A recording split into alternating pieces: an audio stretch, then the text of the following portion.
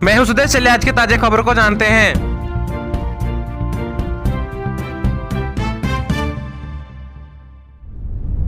झारखंड में गर्मी ने अपना प्रचंड रूप ले लिया है। हीट वेव ने लोगों की परेशानी दोगुनी कर दी है। मौसम विभाग ने हीट वेव को लेकर झारखंड में कई जिले में रेड अलर्ट जारी कर दिया है। पिछले 24 घंटे में कहीं कहीं पर गर्जन और आंधी के साथ हल्के दर्ज की वर्षा भी हुई है। सबसे अधिक वर्षा 5.0 mm सिमडेगा में दर्ज किया गया है। राज्य में कहीं कहीं पर हीट वेव से सीवियर हीट वेव दर्ज की गई है। सबसे अधिक उच्चतम तापमान 45.3 डिग्री सेल्सियस गढ़वा में, जबकि सबसे कम न्यूनतम तापमान 26.3 डिग्री सेल्सियस रांची में दर्ज किया गया है।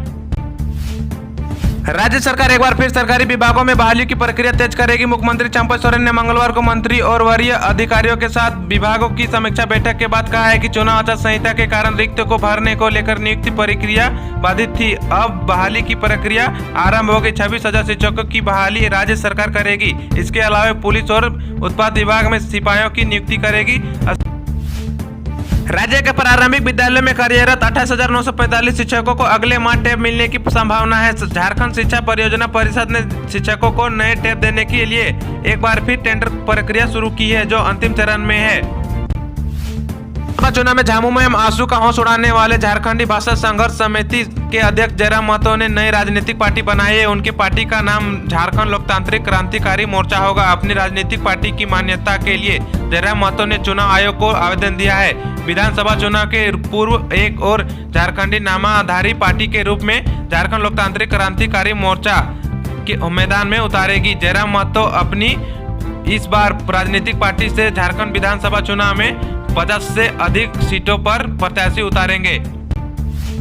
झारखंड सरकार ने मंगलवार को राज्य में भीषण गर्मी की स्थिति को देखते हुए सभी स्कूल 15 जून तक बंद करने की घोषणा की है। झारखंड के अधिकांश हिस्से में मंगलवार को तापमान 40 डिग्री सेल्सियस से ऊपर रहा, जबकि पलामू क्षेत्र में 45 डिग्री सेल्सियस से अधिक रहा। स्कूल शिक्षा और साक्षरता विभाग द्वारा जारी किए गए आदेश में कहा गया है कि राज्य के भीषण गर्मी और लू की स्थिति देखते हुए राज्य के सभी स्कूलों को स्थगित किया जाता है।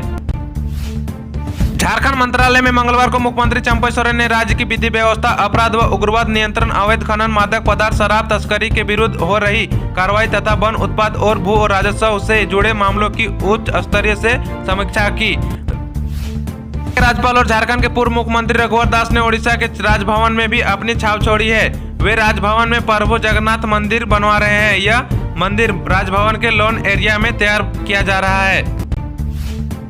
झारखंड के मुख्यमंत्री चंपा सोरेन ने मंगलवार को अधिकारियों को आदिवासियों के भूमि अधिकारों की रक्षा करने और उनकी भूखंडों पर उनका कब्जा सुनिश्चित करने के लिए त्वरित कार्रवाई करने का निर्देश दिया, जिसमें विवादों के बाद अदालत का फैसला उसके पक्ष में आया हो। एनडीए की झारखंड में सहयोगी ऑल झारखंड स्टूडेंट यूनियन नाखुश नजर आ रही है। झारखंड की गिरिडीह लोकसभा सीट से एनडीए ने आजसू उम्मीदवार प्रकाश चौधरी को चुनावी मैदान में उतारा था। इस सीट से आजसू उम्मीदवार की जीत के बाद पार्टी ने उम्मीद की थी कि उनकी पार्टी के सांसद चौधरी को भी कैबिनेट में मंत्री पद दिया जाएगा, लेकिन ऐसा नहीं हुआ। जमीन विवाद में 1150 केस, 3356 आरोपी, लेकिन झारखंड पुलिस ने इनमें से सिर्फ 125 आरोपियों को ही गिरफ्तार कर पाई है, जबकि 421 जमानत पर हैं। वहीं दूसरी ओर विभिन्न कारणों से 2935 आरोपियों की गिरफ्तारी नहीं हो पाई है। भाजपा के प्रदेश प्रवक्ता प्रदुल सहदेव ने सोमवार को झारखंड मुक्ति मोर्चा पर पलटवार करते हुए कहा है कि भाजपा की बजाय मोर्चा अपनी चिंता करे। सिर्फ लूट के लिए झामुमो को आदिवासी मूलवासी की याद आती है। पूर्व मुख्यमंत्री हेमंत सोरेन और मंत्री आलमगीर आलम दोनों भ्रष्टाचार के आरोप में जेल में बंद हैं।